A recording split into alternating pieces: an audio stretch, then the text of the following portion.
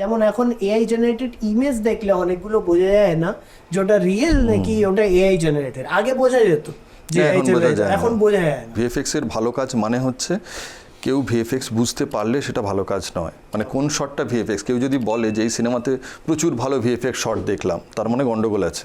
কারণ সে বুঝবে কি করে ভিএফএক্স। হ্যাঁ, এটা হতেই পারে যে আমি একটা বড় জাহাজকে ডুবিয়ে দিচ্ছি, লোকে জানে যে জাহাজটা ডুবিয়ে শুটিং হয়নি। টাইটানিক তো অরিজিনাল জাহাজ ডুবিয়ে শুটিং কোনোদিনই হবে না, তো এটা ভিএফএক্স হবে। কিন্তু একটা নর্মাল অন্য ছবিতেও তো দেখা যায় যে ভিএফএক্স আছে, যেখানে যেমন আমি একটু আগে স্টেশনের কথা বলছিলাম। তো এই ধরনের যদি ছবিতে কেউ দেখে বুঝতে পারে যে এই শটটায় ভিএফএক্সে করেছে, তো যে শটটা একটা সেট ক্রিয়েট করেও করা যেত, তো এই মানে যদি দেখে বোঝা যায় তাহলে তো সেটা গন্ডগোল, খারাপ ভিএফএক্স। ভালো ভিএফএক্স কিন্তু দেখে বোঝা যাওয়ার কথা নয়, কারণ ভিএফএক্সের আমাদের প্রথম কাজটাই হচ্ছে রিয়েলিটিতে পৌঁছানো। ফ্যান্টাসি ওয়ার্ল্ড আলাদা জিনিস, তাতে আমরা যে জিনিসটা দেখি সেটা তো ডেফিনেটলি বিলং করে না।